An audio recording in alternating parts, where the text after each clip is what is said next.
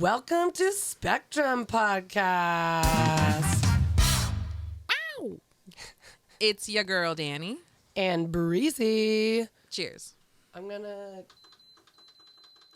like... That's the sound of a heater because it's goddamn cold in the studio right now, you guys. Oh, thanks. Cheers. I'd like to start by saying that was a toast to all of you who have hung around. This is episode 9. Feeling fine. Nine is my favorite number.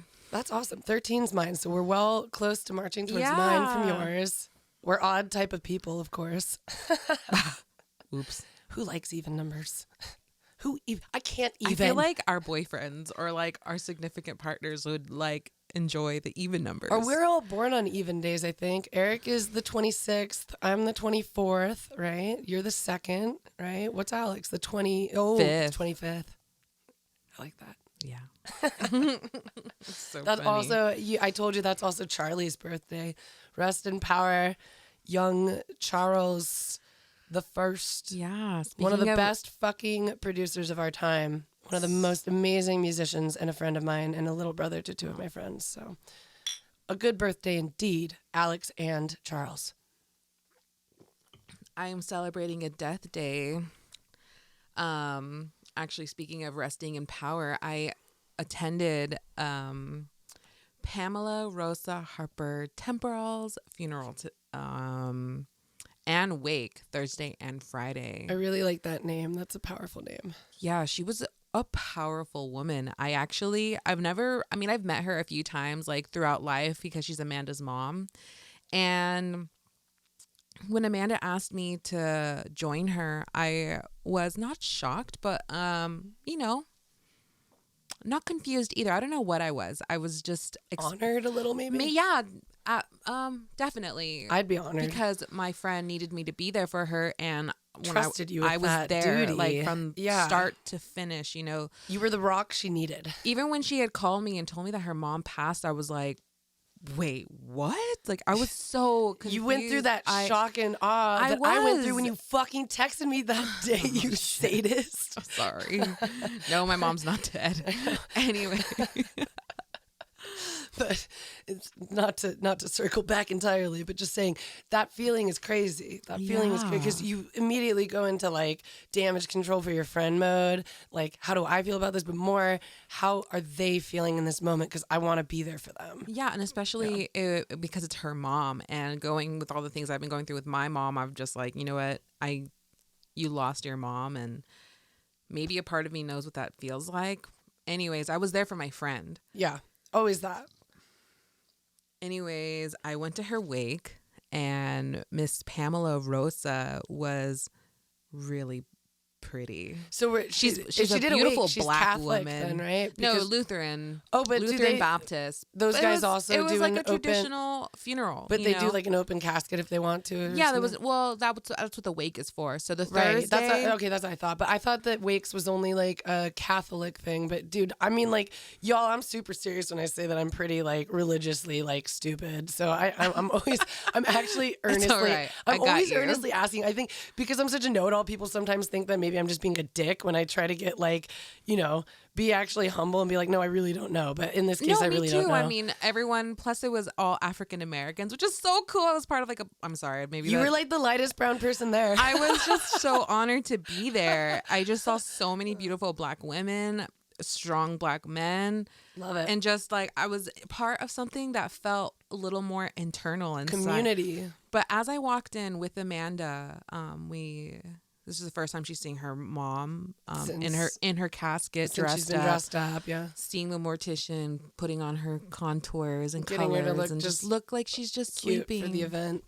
Yeah. And you know, she lost her best friend. Like, oh, they were real close. Her true best friend.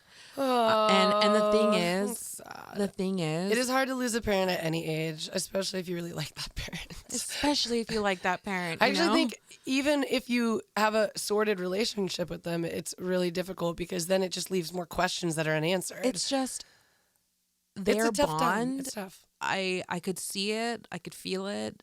And as she walked in to see her, she she couldn't even make it all the way through, you know. Anyways, we finally make it to her casket, and she's beautiful. She's sleeping, her big, beautiful, glossy red lips. She almost looked like she was smiling. That's with cute. her. And At peace. she died of ovarian cancer that spread really fast. Yeah. Really, really fast. Well, and depending on what stage you find any kind of cancer in, it was so it's unexpected tough. for all of them. And she was even a teacher at DP High School. Was it one of those things where she got the diagnosis and then it was like rapid decline, or they tried to like throw her into extras? This strong woman told most of them that she was fine. She was okay. I mean, She was in the did she clear go through and surgery or everything. do like? I mean, she had gone through chemotherapy. Yeah, of she course, did all of the things. But I think in the back of her mind, she just knew that, and it was very apparent that she's such a private woman, and she was not about to share any information. So she kind of, I think she knew. She made peace. She hid it from her daughter. She might have even hid it from her husband and most of her friends. So it was such a tragic death. It wasn't like one of those things where it's like we tell grandma and then she dies 2 weeks later because now all of a sudden grandma knows. Because you know, like in Asian cultures, a lot of times they won't tell you or an elder about like an illness that you have for fear of you internalizing it in a way that then allows you to just like maybe succumb to it quicker. Maybe the placebo effect of I don't know. knowing. It's the mind's an incredible thing. Yeah. No, I remember when my aunt was told she had 6 months, she died in 2 weeks. Exactly. So sometimes it goes like that, and then sometimes it's like the person that they're like, you're only gonna live 4 months, and like 8 years later they're like, can't get me. Fuck off. Usually they're But like that wasn't this. the best ones go fast. I tend to find the best ones go fast, and they leave a big old wake of an impact. She really did. Hearing the people talk about her at her funeral, it even made me, and I don't even really know this woman, but to hear the people's sorrow and absolute devastation of losing her. I mean, one of the teachers came to her funeral and spoke and mentioned, I mean, there were students at her funeral. Right, so it's like that beloved of like a teacher and community member as well as a family member. Absolute character. I believe she was like the glue of their family as well. Like she was the glue of the school. Hopefully they can keep each other adhered minus mom, because sometimes that doesn't happen. My mom's own family kind of fell apart when she died. Like she was the glue once her mom died, and then once she passed away, a little bit of her dad, my grandpa, still being around, kind of kept, at least had like, we had a gathering grounds in what was his house. And then once he passed away, I really love family members of my mom's, but we just don't really see each other or talk very often. And it's apparent that without that glue, there's just no cohesion between the family members. It's sad, but I think that's how a lot of families probably are. And for me, it was just jolty because my other side of the family, on my dad's side, there's like, he's one of 6 kids. Everybody's always made huge effort to get together. I'm one of like 12 grandkids. We all, as cousins, are close enough to like call each other aunt and uncle to each other's children. Yeah. So it's like, totally. I grew up with a really like a family that actually likes hanging out with themselves. So it's always weird for me when, you know, you wake up to the idea that that's not the world for a lot of people. You know? Yeah. No, word. You know? But seeing Amanda going through losing, it made me think about, you know, the relationship I have with my mom, and I almost reached out to her because, well, you should eventually. You guys both need I've like come to terms that I'm not going to be the first one to reach out this time, because I'm always reaching out first to both my parents. That's all right. That might sound selfish, but I need to protect my peace. There's kind of this idea of boundaries, and if you're creating them for yourself, it includes for others. So I think what I gathered from this whole experience, one, being with an incredible, awesome Black family was so cool. Like, yeah, that's fun. I mean, just to see people who are robustly themselves and there for each other in their times of need and coming through, that's like true family. Her funeral was so beautiful. People were dressed up so nice, and it was like almost like the BET Awards. Like people wearing their dark shades and indoors. The house was full. People were standing. There was not space for a lot of people. This is what I miss, and like not having gotten to do like some kind of a funeral service or like memorial service for my own mom. No, it was so sad, so intense. That I didn't do that. And then one of her aunties started singing, and beautifully, I'm sure. I mean, it's like choir singing, sort of. No. No, Okay, it was the intention beautiful? the intention was absolutely beautiful, and Love she's it. super talented. Pure. At some point, it was like, oh, this is like a bad Tyler Perry movie. But the whole experience was so And then you realize that everyone was beautiful. the same character. Over and over No, again. it was not so funny, but so Amanda right next to her. So we're at the very front of all the pews, and I'm sitting 2 people away from her. So all her friends are sitting next to her in her front, and but she's very closest to the end of the pew. But there's like a nice big empty spot right next to her, and on the other side is her father and his brother, and they're both sitting in front of the casket when we finally close to begin the service. Yeah. And this big old lady walks in kind of late with like shiny nails, shiny dress, shiny purse, shiny shoes, and just like clickety clacking, just Sparkles walking her way through. up to the casket. And like she had this big old weave, and like I'm not saying it was the best, it wasn't the worst, but I'm just saying like she came in, I guess and it was then obvious enough that you knew. all I'm saying is she came in and then her ass came in. And she comes over waddling, and she sits right next to Amanda. In this open seat. And I was like, I was a little taken back, actually. Were they friends? Obviously. It was. Mom's it friend. find out it's her mom's sister. Yeah. Half sister. It's the aunt. Yeah. She's has the aunt position, right? Uh-huh. Anyway, her phone started going off. Oh, shut up. She forgets to turn off. And she's like, she's like digging in her like bucket purse. And then it's like in between her boobs and said, like, shout out JD. I'm not sure. But she was, like I said, she was clicketing and clacketing with all her like bangles and her big old fingernails. And I sat there and I'm like, please don't laugh. Like, I don't know how to act. Girl, you're most talking of to the the queen. time. One of the only times that I went to a funeral of this style was unfortunately one of my best friends when I was 17. It was like the same year my mom had passed. And yeah, it was the funniest shit ever because like if you knew Sarah, you would have thought it was like she's born to like a straight off the boat Irish immigrant with such a thick Kerry accent that the first time I met him, I like straight looked at her and went, "Is it English? Like, what the fuck is he saying, dude?" She's like, "Yeah." But he's like, and you're like, "What the fuck? What the fuck?" But dude, at Sarah's fucking funeral, it's like full house. We're all sad as shit. She's young, shouldn't have happened. Yeah. And open casket. She's looking gorge, and then the fucking Catholic priest is like fresh off the boat Asian fucking immigrant. Oh my God. Who is just, God bless him, right? And like he's just orating away, and his L's are R's and R's are L's, and it was so fucking funny that I'm going through that moment that you're in, like, oh God, am I not allowed to? I can't do. Oh no, I can't hold it in. And then all of a sudden, me and like my 3 close friends that are there, and we're all friends with Sarah, are just cracking up openly because we're like, you know what, like you would laugh at this if Sarah was here, she would be the one openly guffawing at this shit. She's just gonna like raise out of her casket, point and dude, laugh. like, she's like, y'all, this was the final joke, and I brought you this. Like, come on, come laugh with me. Yeah.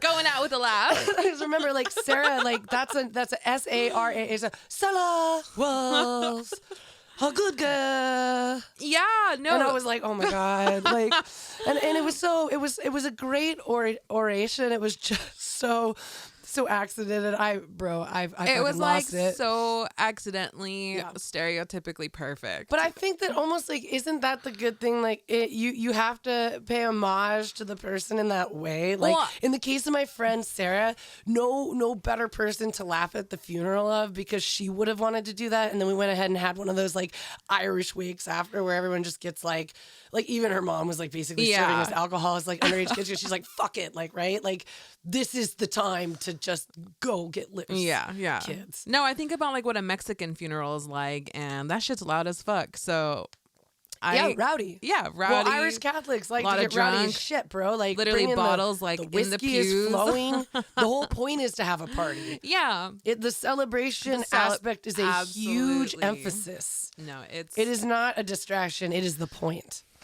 So yeah, it was just a really beautiful service, even to the burial.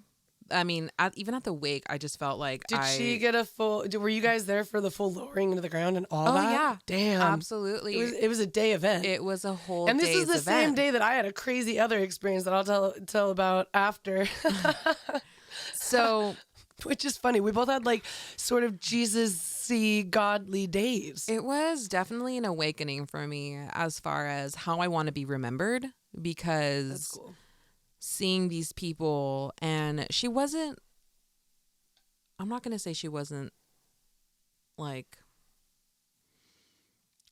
well, she was very special to a lot of people, and the impact that she made even impacted me at her very last hours. Yeah, even just the event. Just the event itself just makes me realize that who would show up to my funeral, you know?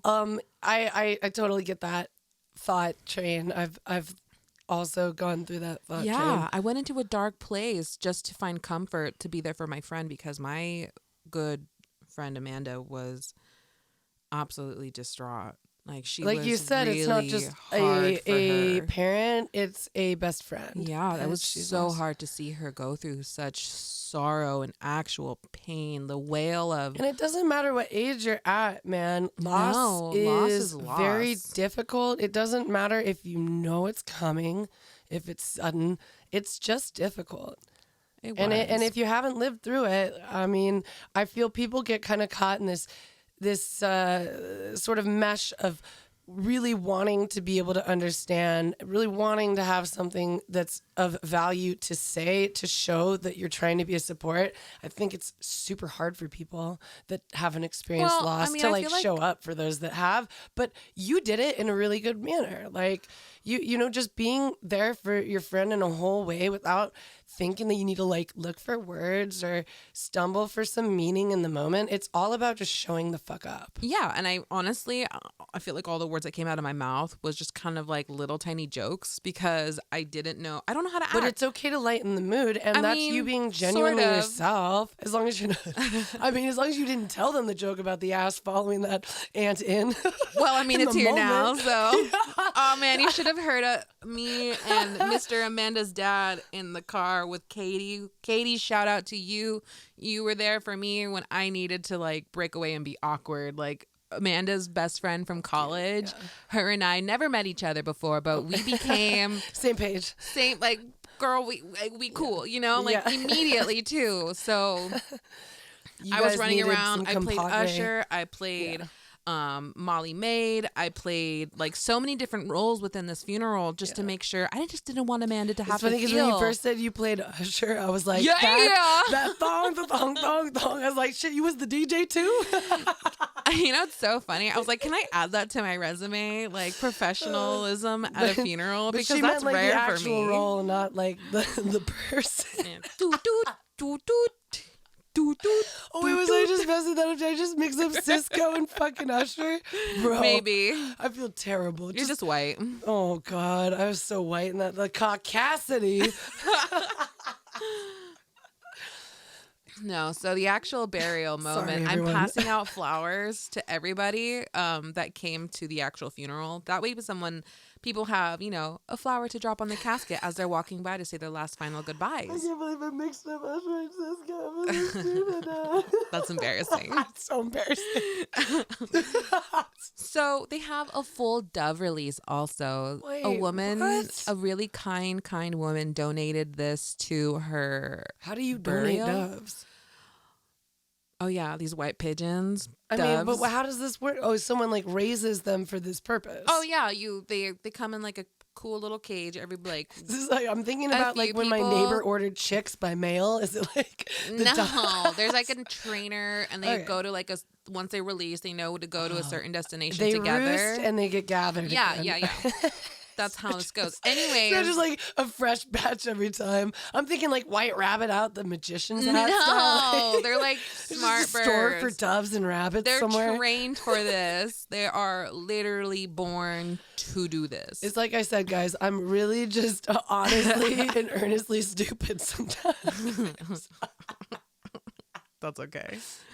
So we line up to receive our dove, and then, you know, we're going to proceed to the line so we can all line up and like release. Mr. Amanda's dad was not down for it. He was like, He's not a bird guy. He's not a bird guy. Oh, I mean, get the fuck, what the, a lot of them were, hell no. It's gonna shit on my shoes. Dude, I was worried. Anyway, I'm fucking scared of shit as birds also. So I was not excited to hold this bird for Mr. Amanda's dad. But I had a duty to one of my very good friends and to Mr. Amanda's dad because he was not about to. So I thought in my brain, I gotta buck up. I'm gonna do this. I'm gonna hold your bird, Mr. Amanda's Girl, I'm dad. up at bat and I can handle. And I was like, I've dealt with big dogs. I could do this. It's just a bird. Dude, I'm like a afraid of your bird. chihuahua. What about big dogs? You got like a devil dog in your home. I know. You can deal with Sandia. You got this. Yeah. So the trainer is handing out the doves to the 6 picked people. And I'm like second to last to getting my bird. And I'm standing next to Amanda. And of course, my fucking bird is just like wobbling its fucking head. It's so upset. And I'm looking at Amanda's dove and it's so calm. And I'm looking at some of the other ones and they're just so calm. And mine, I'm about to break its neck because I'm holding it so hard because I don't want to release it before. Everyone else's flies up, he just flops to the ground. Oh my God. I was so nervous. Oh, yeah. I was like, bitch, if you poop on me. I want this to be a sketch. That's supposed to be. Dani's looking around. She's holding hers tighter and tighter. Everyone releases, and at that moment, you just see hers careen to her feet. Like I was so, and everyone's looking at us because we're in front of the casket. And they're about to lower. It's a big emotional. There's so many beautiful people just standing all around us, ready for us to release these birds.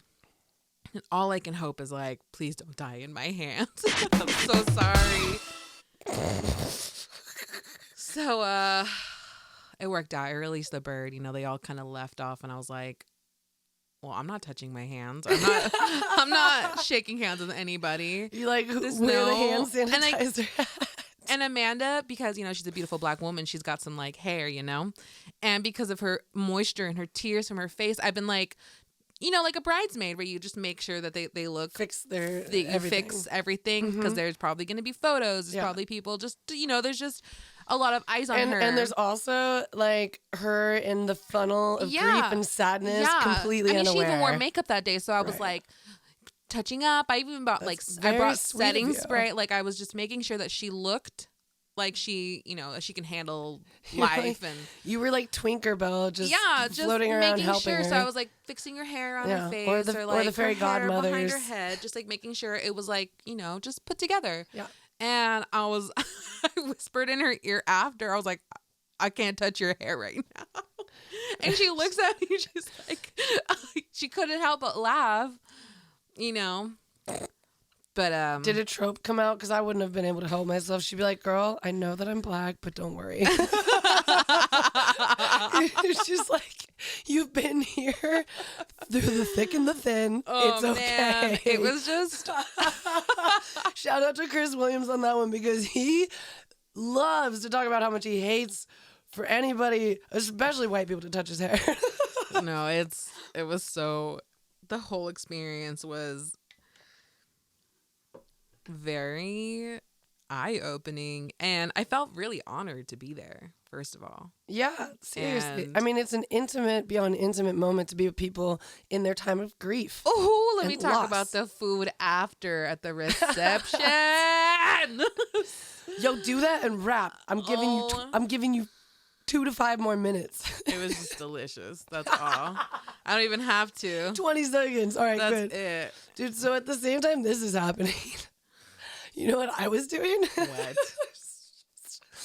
Fucking meeting with sojourners and just like giving away guitars, you know, like my normal MO. I love to be found by like, I don't know, travelers, homeless by choice folks. I feel like you get found. That's what I said. I love to get found by travelers or homeless by choice folk. Like I've given away another guitar back in college. I kind of was sleeping with that traveler. He was hot. We were the same age, and he was a really good musician.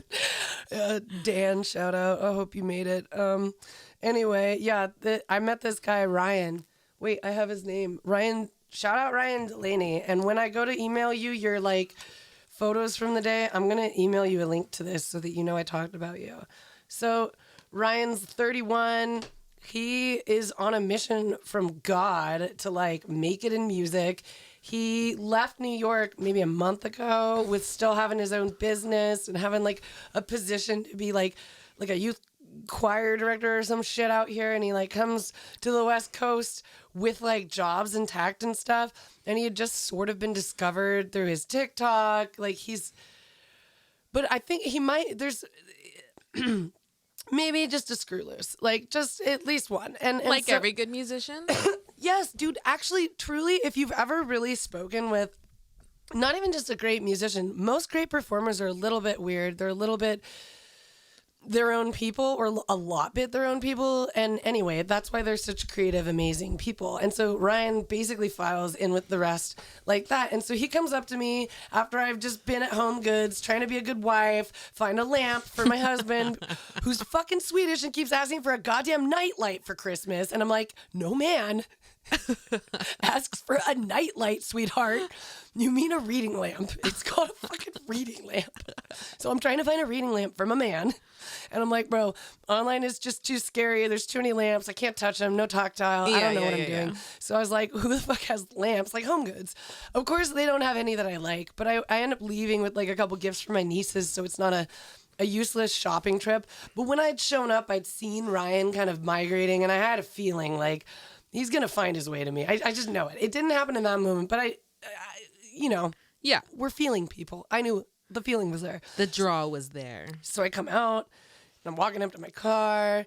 I'm kind of like trying to kajigger things and put them into the car. And then he comes up to me as I have like the passenger side open, and he starts to talk to me. And he's like, my name's Ryan Delaney, and here's my life story, and blah, and blah, and blah. And I'm here from New York, and blah, and blah, and blah. And I basically have quit my job and like ended my business that I had. And now and I got rid of my phone, and I'm basically out. Just sacrificed everything. Every fucking thing is being sacrificed for the music. And it's coming through. Like, I mean, he's telling me, and I'm grain of salting a little bit, because you're like, okay, like, sometimes when people this readily give your story away, it's not necessarily all true, but I'm a suss it out type, and I meet everybody where there's at. So I'm giving him the space to like deliver and let me know. And I'm not, I'm giving him the benefit of the doubt, but there's like a grain of salt. I'm not going to get run. But then he just starts singing one of these like 16 songs he just wrote at Port Hueneme when he last had a guitar, before he loses that one, which is number 5 of 5 instruments that he's been gifted and lost since he's made it to the West Coast. And this bitch can sing. I mean, fuck, he can sing. Like, he's just singing like with such control, and it's so pretty in life. And I'm thinking, is it like Jesus music? He sang me a Christmas tune that he'd written that it was pretty brilliant, because it didn't feel hyper religious at all, but like he was here admitting to me that like he is on this God trip like no other. Like, if he was born a Christian, he really committed to Christianity, like in this trip, it feels like, and he, whatever, dude, the bro is sacrificing everything. And just for context, guys, like, I know I admitted earlier, like, I really don't understand religiosity, but that's not what I mean. I get faithfulness and stuff. The things that are hard for me is like a organized institution that likes to say that it's representative of religion, but then just like uses that as a tool for power and oppression. Most of my understanding of religion in the past was through that, and seeing like oppressive institutions whom were using religion as a tool for their own power grabs, and I hate that shit. So, but when I separate religion from that kind of bullshit, I have no problem with it. And when I approach it from like a philosophical or psychological perspective, I have so much like appreciation for what religiosity does in people's life, and for just at a more upper level, just faith. Because I'm a person who has a lot of faith in me and you and what we do in the world, and fate and patterns and what's happening, but I don't know that I assign it to Jesus and God, right? But it was cool to talk to someone like Ryan because he and I could talk at 1 degree away from where we each is, enough that it's like digestible by any audience. Because if you get too hyper freaky with your Jesus talk, people shut the fuck down if they don't understand that, right? Some people's going to embrace that and some people's going to shut down to that. Yeah. So me and Ryan had this really cool conversation about like that. Everyone understands this in creative circles. You hear where people kind of credit the ether, the universe, God, Jesus for the piece of work they've just created. Gee, Dani, that song you just wrote's amazing. Oh, I can't really take credit. The universe just wanted me to write it. Yeah. Right? Some version of that conversation. So it was cool. We were like talking about that and then be like, yeah. So for me, I'm going to say probably the universe because I'm pretty non-denominational and don't really understand religiosity, but I am of faith. He's going to just straight give it. He's going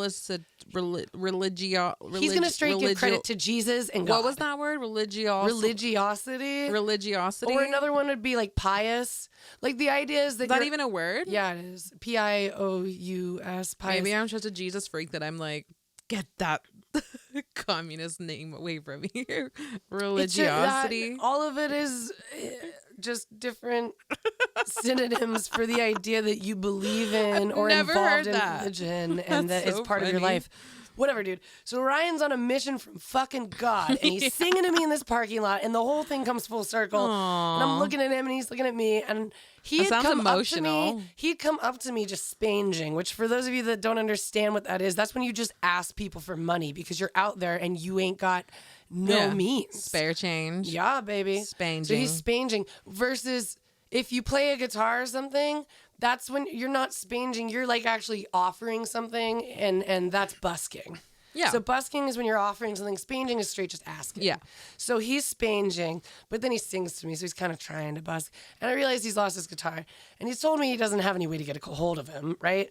And so my mind's quickly going like, all right, I know what I can give you other than either this $100 bill, which I ain't going to give you that's in my wallet, or the 25 cents, which I just did give you, but I feel a little weak on, right? What am I going to do for this kid? Well, I'm thinking about the studio that you and I are sitting in currently recording this podcast. And I'm thinking about these extra instruments I have. And I'm thinking about his need. And I go, okay, I can give you a guitar. But I don't know how the fuck else to do this, but get in the car. Let's go. Because how am I going to find you again? Just logistics, right? It takes me a half hour to drive home, half hour to drive down. In an hour, I might have lost him. All right. So I'm like, fuck it. He's like, okay, I trust him enough. We've sussed each other out enough. We feel okay in this, right?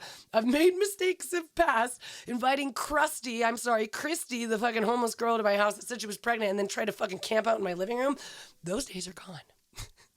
That bitch I had to threaten with calling the cops. All right. I didn't make a Krusty the Clown mistake. Ryan was legit. So I brought him to my fucking abode, which, by the way, my husband was at. So if all went wrong, this guy was like 6'3". Like he could have like, you know, he was harmless, dude. He seemed like a child in a 30. He's a good looking man.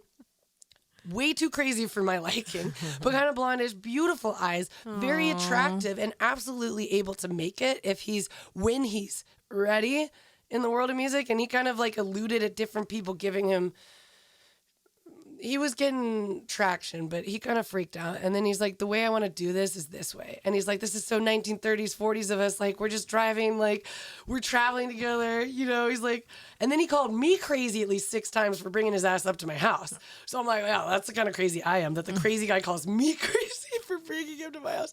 But he saw the view. You Jesus freak. When you're driving up to my house, you guys, you see this gorgeous 180, 270 you're the view. crazy when he's like, oh, fuck, I'm about to die today. You can see down from like freaking Ventura to like Campus Point. It's all Pacific Ocean views and Channel Islands. Like, it's beautiful. It's the day after rain. He's like, it's a Jesus moment just driving up here. And then, fuck, dude. It's funny. This kid, I call him a kid. He's 31. He's older than you. But that's the sense of the energy. I'm a kid. But he was a kid. You're a kid. You're a kid with a kid. He was like a real kid. So Ryan, I get him up here.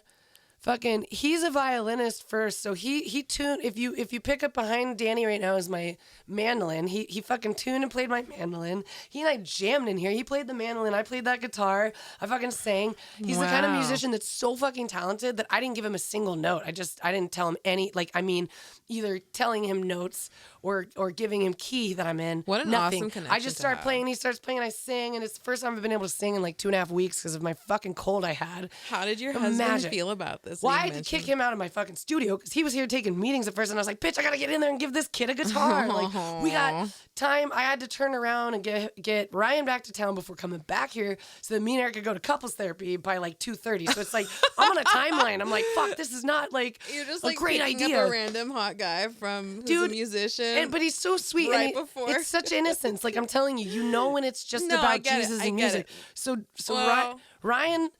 Yeah. I have the guitar that I think I'm going to give him is this one behind you. The Durango is like a guitar I bought from my buddy DJ Woolley for like $80 in like Echo Park years ago. Yeah.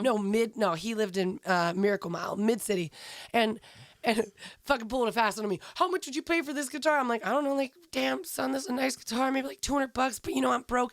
He's like, bitch, I wouldn't take 200. I'll take 80. I was like, oh shit, it's not a nice guitar, thank God. So I'm gonna give that $80 guitar to motherfucker. All of a sudden he gets I wouldn't say greedy, but a little bit like musician-y picky. Like, I went to an academy and have a fucking master's in music. It's like, bitch, but you're also fucking homeless right now, and I'm just giving you a guitar. Yeah, you're just some homeless Jesus freak. You are just a homeless Jesus freak right now, but okay, let's not get too picky. Fine. So he's like, that guitar's aight. But if you're a good enough musician, you understand this notion of you pick up an instrument and it kind of has a value to it. It has a characteristic. It feels like walking into an old cabin. It gives you some feels and some vibes. And you're like, I want to play a twangy country song on this, right? So he played a twangy country song on that, which I recorded, which I could put on the end of this. And he's good little voice, good little player, man. I'm telling you. Not enough action. I can tell he doesn't like the guitar. Fine. So he wants something nicer. Okay, fine. So you know what I pull down? My first guitar that was ever given to me, which is my dad's from like the 70s or earlier. It's like before there was two Koreas, like North and South. This guitar was built in Republic of Korea. This is how old this guitar is. Wow. So the only value it really has to me is a little nostalgia. Is a guitar my parents gave me when I was 16 and asking for a fucking electric like Fender Squire so that me and my best friend Stephanie can like fucking play electric guitar like bitches in a fucking cool punk band together. Yeah. And she gets one for Christmas, and then my family's like, why don't you learn to play that classic that dad has? And I like take it out, and it's got such a thick neck that I'm just like, fuck you guys. Like, and I intentionally don't learn how to play guitar for like another 2 years till I moved to LA at 18 because I was like, nah, fuck you guys. Like, so this is the guitar. This guitar I eventually start playing when I'm in LA, and I had this thought about, there's this memory of, I almost died with this guitar on my back getting hit by a car in LA when I was riding a bike one time. And the guitar got a little bit of damage to the bottom of it from that. So either of my guitars, I'm going to give him slightly damaged. But then him as a Jesus freak, I remember this story and I'm like, wait a minute, I know the instrument that's going to fucking connect to you. This guitar, and I grab it down, I'm like, this guitar, you know, it was my dad's, not really a special guitar. I don't even think my dad learned how to play guitar on it. Sorry, Dad. Maybe you did, but I ain't never heard it, okay? So it's like been in a case up above my recording booth for a while now. No one's played it. So, you know, great. I take it down. Middle string's missing, but the other like 5 are there. So I fucking re-string it with one of my like, if you know guitars at all, this is not a steel string acoustic, it's a fucking nylon. So it should have 3 steels and 3 nylons. Luckily, it's a steel that broke. I replaced it all ghetto. It's one of my steel strings from my other guitars. I give it to him, and he starts playing, and he immediately feels the magic of it. And then I told him the story about it, which is that, like, I'm riding my bike that day. It's LA. My bad. It's like along a pretty major corridor, like Sunset or some shit. And I hadn't been able to cross when the light was there to get on the correct side of the road. So I'm riding on the sidewalk. This guitar is in a fucking case on my back. A woman that's taking a right from like a lesser street onto this major street's only looking up the avenue to her left. And like rolls the stop sign to take a right. And I'm watching this happen, as I'm going full speed towards like crossing that intersection. And I go, oh, this bitch does not see me. And I like hit the brakes so hard that I had maybe like an 8-foot long black like rubber track mark of my brakes, like my tires trying to stop me before getting to this intersection. I stop with just my front tire in it. Her fucking front right tire hits my front right tire, and it immediately sucks the bike underneath the car. It goes straight to the ground into the car. And what do I do in this moment? I get the fuck off the goddamn bike, right? So in my memory, I just remember pushing backwards off the bike, And like, I don't really know if I land on my feet or not till later when I see the damage to the guitar that was in the soft case on my back. And I'm like, okay, I must have hit the ground for a second.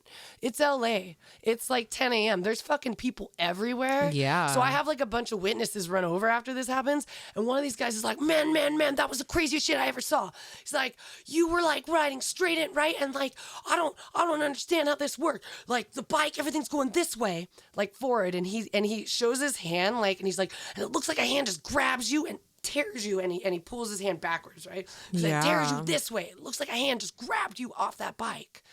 And so he describes it like some intervention, right? Like, it looked like some hand of God or some shit fucking pull me off the bike and save my ass. Like some guardian angel shit. It might have been my mom. Like, whatever it was, it's crazy too, because that's like leading into a long day weekend when I'm about to go visit family. My dad and sister are about to pick me up hours later, and I almost die that fucking morning, dude. And this guitar is on my back. And so I was like, okay, Ryan Delaney, here's the guitar for you. What do you think of this one? So even with that ghetto middle string replaced, he starts playing it, and it's like, he's like, the guitar that was just given to me in Port Hueneme. Do you pray? Was this kind of a guitar.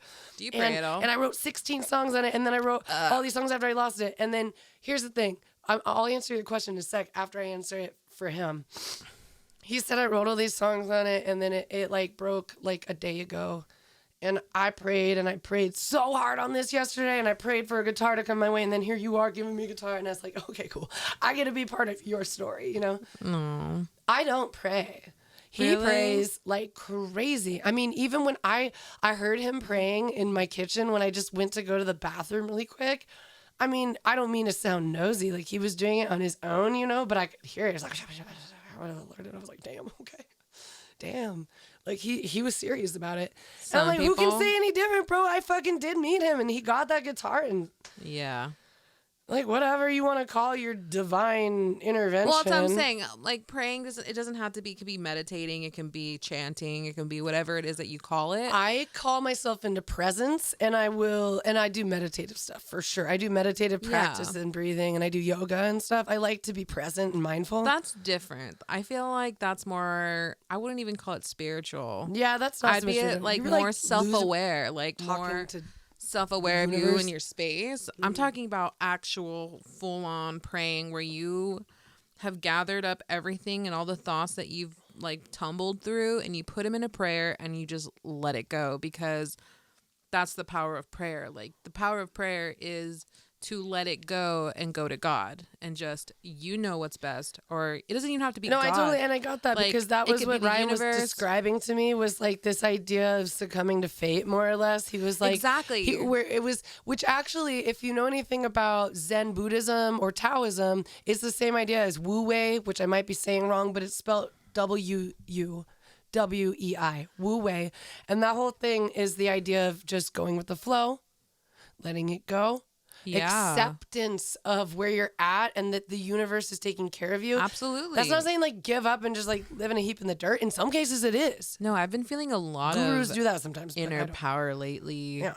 A different, like, ever since me and my mom's fallout, I was definitely in the despairs because she's my best friend, you know? Yeah. And I let her go because I had to. Well, you chronically are feeling injured by your relationship. Well, I'm in the same spot every so, time, again and again and again yeah, and again. So it's like there's only so much of that beatdown that you can accept before you have to realize that it doesn't feel good, and you're just accepting it over and over again. Well, at this point, I've apologized for not the one time that she's hurt me, but she'll hurt me and she'll forget that she's hurt me in the past. And I will go above and beyond and apologize 25 times for the one time that she hurt me again. Do you know what I mean? Like, yeah, but dude, I mean, like, y'all just need to both, like, whatever. No. This isn't about her. The relationship is gonna get redefined, so I think it's cool. You're taking your time. It's my turn to finally like reshape that. You know, it's the powers in me, and I just feel lately I've been so the power of wait, what is that fucking the power? Yes, Jesus. Is that a He-Man thing? Amen. The power. Oh no, what was I thinking? The power of God compels you. That's an exorcism. Oh shit. But I was like thinking to the Austin Powers, the power of Christ compels you. Like an The exorcist. power of Christ compels you. Exactly. He's like shitting, right? Not the Austin Powers one. That's hilarious. It was not what I was But thinking. I have been praying a lot more lately, out loud too. Is Alex religious at all? Is he Russian Orthodox? Is that like weird to ask? I don't think he is religious, but I think he understands that there's a different type of power that's beyond him. I actually think that because he knows a lot of my Russian friends are atheists, which is actually kind of why I asked. That's kind of funny. I could see him being an atheist. I could too. Like just some fucking punk rock kid who he's happened to punk be a rock scientist. Chemist. Yeah, totally. I mean, it tracks. He's pretty cool. I could see him doing that, but he refuses to wear boots. He'll wear a trench coat, but not boots. But does he wear a tank top? No. Oh, thank God. He has a one, and it's black, and it's hanging up, and I've never seen it come off this one hanger. I feel like I've never seen the Swede in a tank top. I can remember like one time at like a ski and snowboard team weekend where he had like a Jim Beam shirt where like the sleeves have been cut off, and that is like the closest thing I can think of. You know what's so funny? My ex had this like sweater, sleeveless hoodie sweater. Yeah. And I thought it was just like not cool. It's like a workout thing. It's like a not cool thing. One of my exes had a sweatshirt that he like shot with a shotgun and it had all these like holes in it. And then that was before like fashion started doing that same kind of shit. Sounds like a Yeezy thing. The only problem is that it probably was like laden with lead after that. That's funny. You go to get like an x-ray in that sweatshirt. They're like, what the fuck? Can't see anything through you. It's kind of like luminol test. Because you know they give you lead, like a lead sheet over your ovaries and shit. If you go to like the dentist and they're like, hey, can we like measure your teeth? Is that okay? Are you pregnant? You're like, I don't think so, but is that what they're protecting is your ovaries? If you were pregnant so back in the day when x-rays were new, like in the 50s, it was like everything new in technology, like better living through chemicals, like everything's stupid and people are dumb. And they thought that like x-raying pregnant women was a great fucking idea. And so they did this for like a decade. And every kid that came out of these fucking women that was being x-rayed had physical fucking issues because you're shooting them with radiation when they're being developed in the womb, which it turns out is really not a good idea unless you like enjoy having a kid with like one less fucking arm. So it's like, dude, no, like legitimately coming out fucked up. I remember when there was this one woman scientist who figured it out. Oh yeah, bro. And at first they wouldn't even listen to her, so she had to have some man like fucking scientists talk about it, and then they did. But this woman saved generations of babies from being born all fucked up because stupid fucking men thought that x-raying pregnant women was like a genius idea. Yeah. So now in today's day and age, if you get anywhere near an x-ray and you're of baby bearing age and you don't know if you're for sure not pregnant, as a part of like a medical conscious ethical thing, they will cover you with an iron sheet. But the joke in my boyfriend's sweatshirt is that there's fucking, I meant lead. They'll cover you with a lead sheet, not an iron sheet. But there's lead in fucking bullet shot. So if you shoot a sweatshirt with a shotgun, then it might be lead, and then you wouldn't be able to x-ray through it. So the best jokes are the ones you have to explain, you know? I don't think so. Of course. I'm more of a one-punch liner hoe. I said that with complete one pump chump sarcasm. Oh. I've realized I'm not good at sarcasm unless it's my own. And I don't know if that's just the autism speaking, but I don't get it. Yeah, sometimes I don't know how to act. I don't know. Oh, man. Man, But special thanks to the temporal family for letting Dani be a part of your special for day. allowing me to be a part of your service and just being part of your family and feeding me the way y'all did. That was really, really nice. Opening up a house. Yeah. That's always opening up a heart. And then I have a question for you. Yeah, cool. How do you want to be remembered? Oh, dude, it'd be great if people actually thought of me as being like funny and creative. Loving, kind, funny, and creative. Made people's lives slightly better while they were here. If I can describe you as my best friend, I would say trustworthy. Thank you. Genuine. For sure. And kind. Cunning. No. You know what's so funny? When I was writing sometimes. this question down and I was putting out like what I would want to be remembered as, I literally wrote calm and then I put an arrow and it says jokes because I'm not calm. That No, calm. yeah, calm probably wouldn't have been a go-to. Chill. You can be pretty chill. I don't want someone to be like, oh yeah, she was pretty chill. Can you imagine? Because someone come to your funeral just on the podium. I mean, that's so much better than She was pretty raging chill. bitch. I don't think I'm good at being a bitch. No. As soon as someone starts yelling at me, I just like shut down and cry and like go straight into like pack my bag mode. So I've only yelled at you once.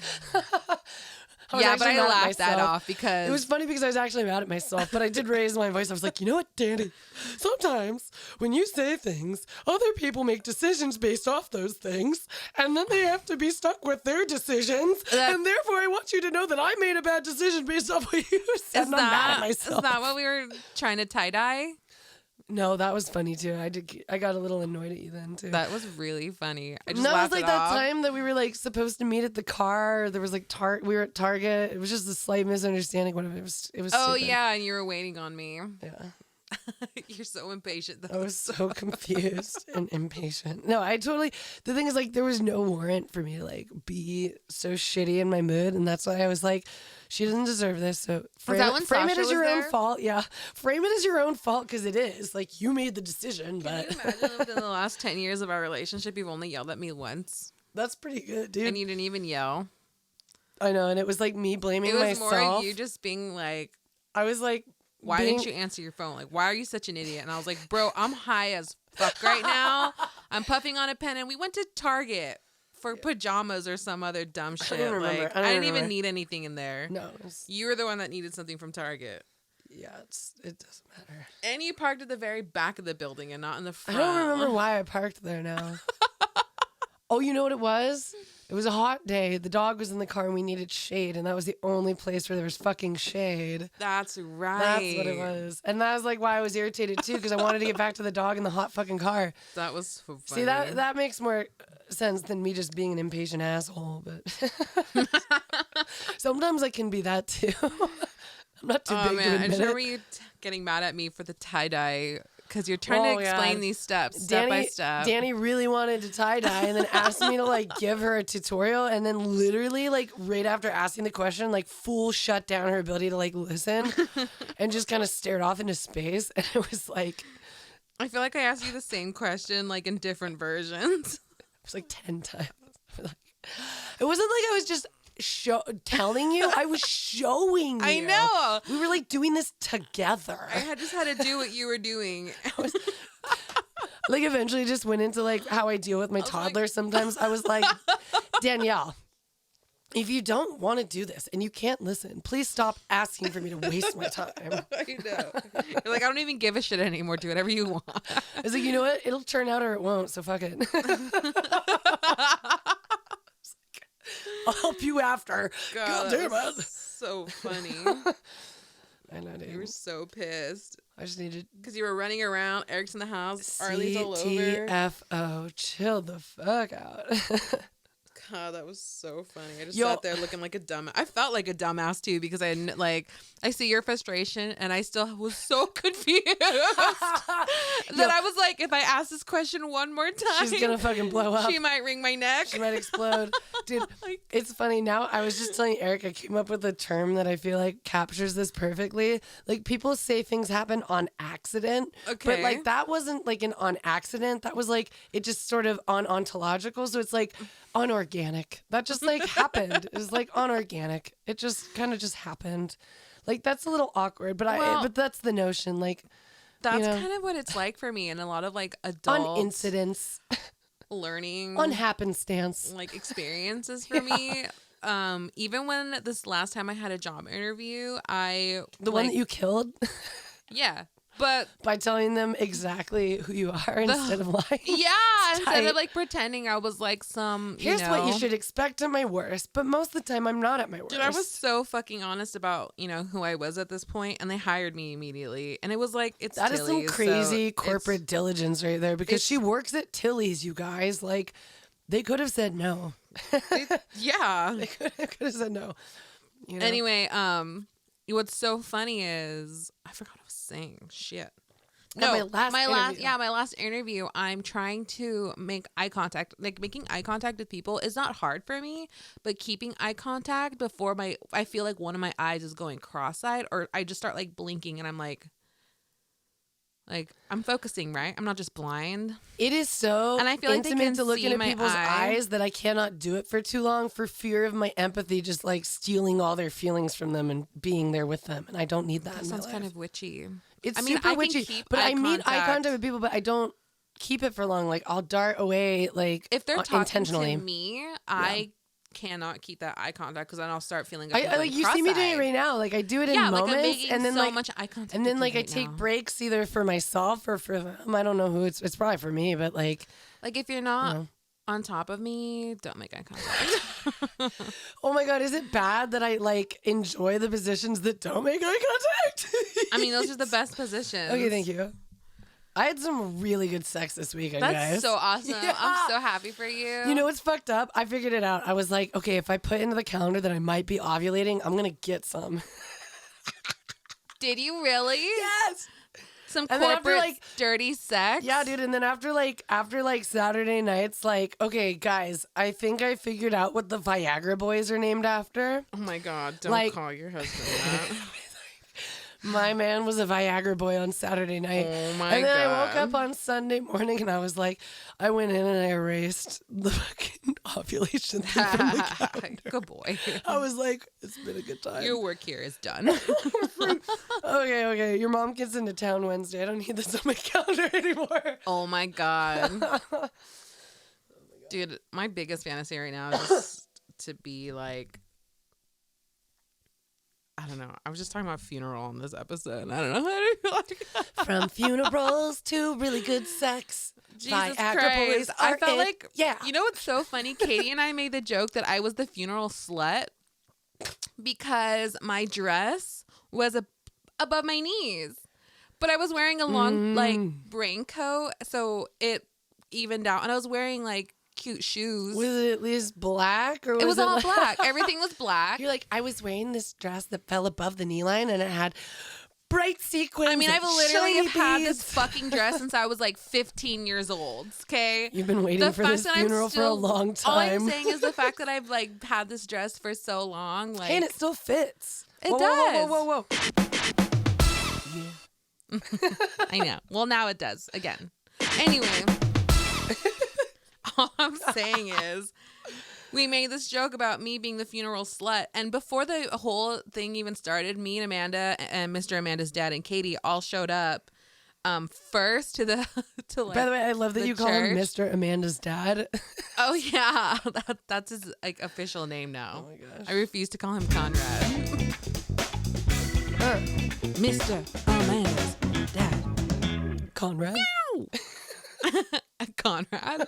No, so Katie and I sneak off to the grass line to smoke a joint. And wait, I got something for that. If you know how much I smoke nowadays, you know I can't finish a joint. Especially between me and another person. But I was feeling oh shit, I need to smoke. Dude. I need to smoke. So Katie was like, I got the smoke. Poke a small. So we go off on yonder to some fucking grass line, and she lights this shit up, and we're puffing back and forth, back We and forth. puffing grass on the grassy knoll. Don't I you worry finished this about a fucking thing. joint with her. God will save my soul. I believe in Jesus and things. Okay. And Jesus and things, bro. I was we went into the bathroom because like, dude, my eyes were so glossy, so red. I was like, oh my God, you can tell I'm high. I felt high. I was like uncomfortable high. Oh no. And I'm about to usher this fucking thing. I was like, bro. You got high before you ushered? Yeah. This shit was so intense On the for me. real. But I realized I would have too. until I realized everybody's crying. So I look like I might have been crying. Oh, so I was like, okay, so that calmed my nerves Gypsy just a little bit. As you get puffy. So I realized I can probably get away with this. Is she puffy or is she only red? Oh, she only red? She high. It was fucked. All I'm saying is I was so... And then I started overthinking the funeral slut. I was like, oh my God, I'm the funeral slut. I'm high. Everybody needs a slut butter every now and again. Anyways, at some point during the service, this girl walks in. Me and Katie are separated at this point because we're just like running around. I see this girl come in, and her literal dress is like flowy and like right under her coochie. Boobs. No boobs. I think she was wearing like a hoodie, but either way, like it was hanging right underneath the cooch. And I was like, aha! I'm not the funeral slut anymore. It was so funny. As we're walking around, Katie and I meet up together, and the first thing she says to me, she's like, "You've been outbid. You're no longer the funeral slut." And I was like, I know, I saw her too. Lucky hoe. Oh man, you won the whole lottery that day. Dude, this funeral was I'm telling you, I had nothing but great experience. I mean, it's really sad under the circumstances, but I feel like I gained a family out of it. Hey, full circle, man. We're back to it, and we're an hour in, which means we should maybe back out of it soon. Yeah. But dude, I feel like we're, how do I say this? Organically making things just happen.